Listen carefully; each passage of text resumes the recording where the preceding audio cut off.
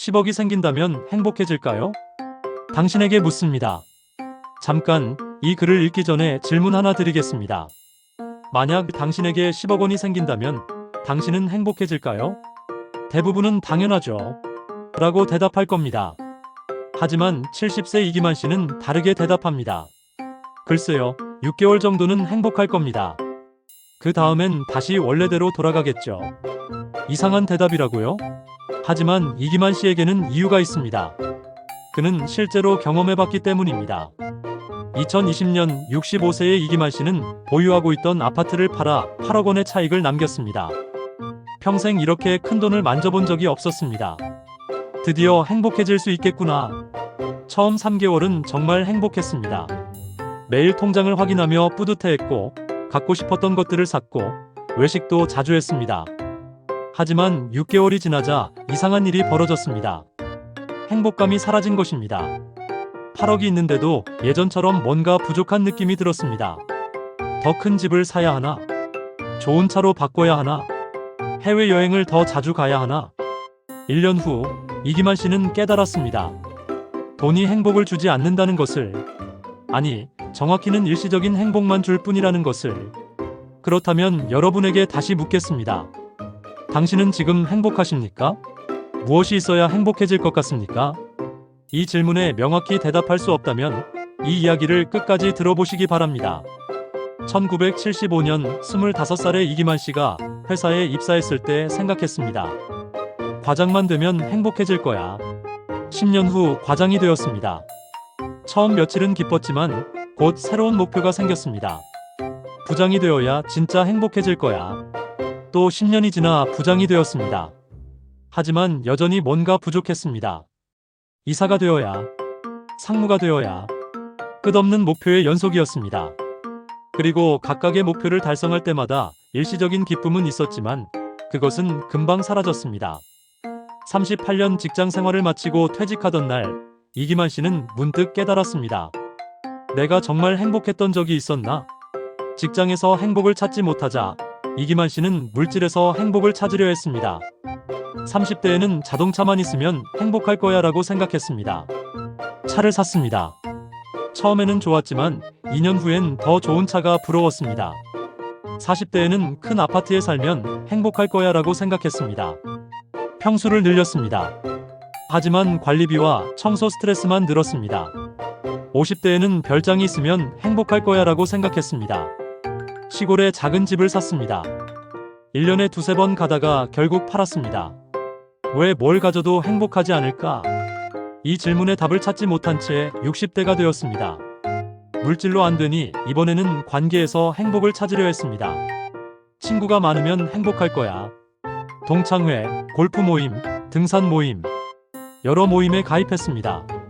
바쁘게 사람들을 만났습니다. 하지만 피곤했습니다. 진정한 교감보다는 형식적인 만남이 많았습니다. 가족과 더 많은 시간을 보내면 행복할 거야. 퇴직 후 가족에게 집중했습니다. 하지만 오히려 갈등만 늘었습니다. 아내는 자기 시간 좀 가지라고 했고 자녀들은 너무 간섭하신다고 했습니다. 70세가 된 어느 날 이기만 씨는 문득 깨달았습니다. 내가 평생 잘못된 곳에서 행복을 찾고 있었구나. 2023년 여름 이기만 씨는 경미한 뇌졸중으로 병원에 입원했습니다. 다행히 큰 후유증은 없었지만 일주일간 병원 침대에 누워 있어야 했습니다. 처음 며칠은 답답했습니다.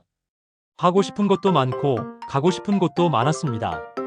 하지만 움직일 수 없었습니다. 그런데 사흘째 되던 날 이상한 경험을 했습니다. 아침 햇살이 병실 창문으로 들어오는 것을 보고 있었습니다. 그냥 가만히 보고만 있었습니다. 그런데 갑자기 눈물이 났습니다. 이렇게 햇살이 아름다웠나? 손가락을 움직여 봤습니다. 5개의 손가락이 자신의 의지대로 움직였습니다. 내 몸이 움직인다는 게 이렇게 신기한 일이었나? 심호흡을 해봤습니다. 공기가 폐로 들어오고 나가는 것을 느꼈습니다. 숨을 쉴 수 있다는 게 이렇게 감사한 일이었나? 그 순간 이기만 씨는 깨달았습니다. 행복은 무엇을 가지느냐가 아니라 지금 가진 것을 어떻게 느끼느냐의 문제였습니다. 퇴원 후 이기만 씨의 일상은 완전히 달라졌습니다. 아침에 일어나면 오늘도 눈을 뜰 수 있다는 것에 감사했습니다. 걸을 수 있다는 것, 말할 수 있다는 것, 생각할 수 있다는 것. 모든 것이 기적처럼 느껴졌습니다. 아내가 만들어준 식사를 먹으면서 이 음식을 맛볼 수 있다는 것에 감사했습니다. 예전에는 당연하게 여겼던 것들이었습니다. 손주가 전화를 걸어오면 이 목소리를 들을 수 있다는 것에 감사했습니다. 예전에는 바쁘다며 짧게 끊곤 했습니다. 행복은 늘 내 안에, 내 주변에 있었구나. 내가 못 봤을 뿐이지. 외부에서 행복을 찾는 것은 끝없는 욕망의 사이클에 갇히는 것이라는 것을. 더 많은 돈을 벌면 더 많이 쓰고 싶어집니다. 더 큰 집에 살면 더 큰 집이 부러워집니다. 더 좋은 차를 사면 더 좋은 차가 나옵니다. 끝이 없습니다. 이 게임은 절대 이길 수 없는 게임입니다. 하지만 내면에서 행복을 찾으면 다릅니다. 지금 가진 것에 감사하면 더 이상 무엇을 바랄 필요가 없습니다. 물론 더 나은 삶을 위해 노력할 수는 있습니다. 하지만 그것이 행복의 조건은 아닙니다. 행복은 조건이 아니라 선택이구나. 이기만 씨에게는 오랫동안 떨쳐낼 수 없는 후회가 있었습니다. 1995년 강남에 아파트를 살 기회가 있었습니다. 당시에는 비싸다고 생각해서 사지 않았습니다. 하지만 그 아파트는 30년 만에 10배 이상 올랐습니다. 그때 샀더라면. 이 생각은 거의 30년간 이기만 씨를 괴롭혔습니다. 특히 부동산 뉴스를 볼 때마다 이 후회가 되살아났습니다. 하루에도 몇 번씩 그 순간을 머릿속에서 재생했습니다. 만약 그때 샀다면 지금쯤. 이런 상상을 수없이 반복했습니다. 하지만 그게 무슨 소용이었습니까? 과거는 바뀌지 않았습니다. 오히려 현재의 소중한 시간만 낭비했습니다. 어느 날 손주 하은이가 물었습니다. 할아버지, 맨날 그 아파트 이야기만 하시는데 그게 뭐가 중요해요? 중요하지. 그걸 샀으면 우리 가족이 훨씬 부자가 됐을 텐데. 그래서요? 지금 할아버지 불행하세요? 그건 아니지만. 그럼 됐잖아요. 과거는 바꿀 수 없는데 왜 자꾸 생각하세요? 그 시간에 저랑 놀아주시면 안 돼요. 손주의 순수한 질문이 이기만 씨를 깨웠습니다. 내가 과거에 집착하느라 현재를 놓치고 있었구나. 후회만 문제가 아니었습니다. 과거에 대한 그리움도 현재를 망쳤습니다. 예전이 좋았는데, 젊었을 때는 힘도 세고, 회사 다닐 때가 보람 있었는데, 이런 생각들은 현재를 평가절하했습니다. 지금 가진 것의 가치를 보지 못하게 만들었습니다. 과거는 교훈으로 삼되 집착하지 말아야 한다는 것을, 같은 실수를 반복하지 않기 위한 지혜로 활용하되 과거 자체에 갇혀서는 안 된다는 것을. 프레전트의 두 가지 의미. 손주 하은이가 알려줬습니다. 할아버지, 프레전트라는 영어 단어 아세요? 현재라는 뜻 아니냐? 맞아요. 그런데 선물이라는 뜻도 있어요. 신기하죠? 이기만 씨는 그 말에 깊은 인상을 받았습니다. 현재 프레전트는 선물 프레전트이다. 과거는 이미 지나갔습니다.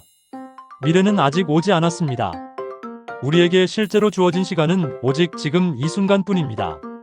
그런데 우리는 얼마나 많은 시간을 과거의 후회와 미래의 걱정으로 보내고 있습니까?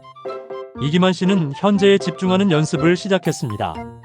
아침 산책을 할 때 예전에는 걸으면서도 온갖 생각에 빠져 있었습니다. 회사 일, 자녀 걱정, 경제 뉴스.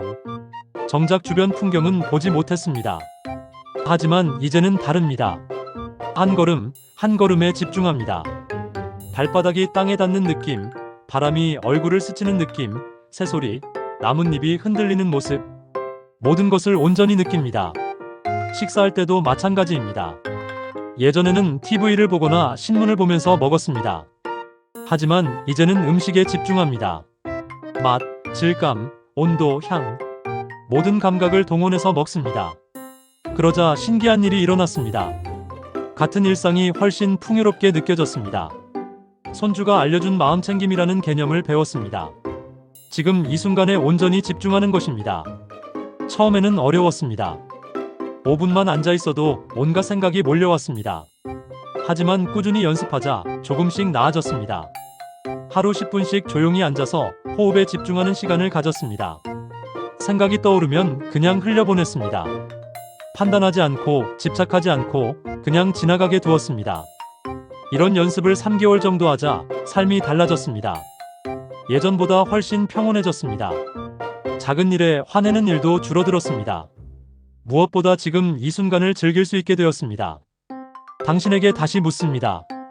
이 이야기를 끝내기 전에 처음 드렸던 질문을 다시 드리겠습니다. 당신은 지금 행복하십니까? 만약 아니오라고 대답하신다면 이렇게 물어보세요. 내가 지금 가진 것은 무엇인가? 건강한 몸, 생각할 수 있는 마음, 사랑하는 사람들, 지붕 있는 집, 먹을 수 있는 음식, 선택할 수 있는 자유. 이 모든 것이 있다면 당신은 이미 행복할 수 있는 조건을 갖춘 것입니다. 이기만 씨는 75세에 깨달았습니다. 하지만 당신은 지금 깨달을 수 있습니다. 행복은 밖에 없습니다. 늘 당신 안에 있습니다. 과거는 이미 지나갔습니다. 미래는 아직 오지 않았습니다. 당신에게 주어진 것은 오직 지금 이 순간뿐입니다. 이 순간을 온전히 살아보세요. 여러분이 지금 가진 것만으로도 충분히 행복할 이유가 있습니다. 영상이 당신에게 도움이 되었다면 구독, 좋아요 부탁드립니다. 구독, 좋아요는 다음 영상 제작에 큰 힘이 됩니다.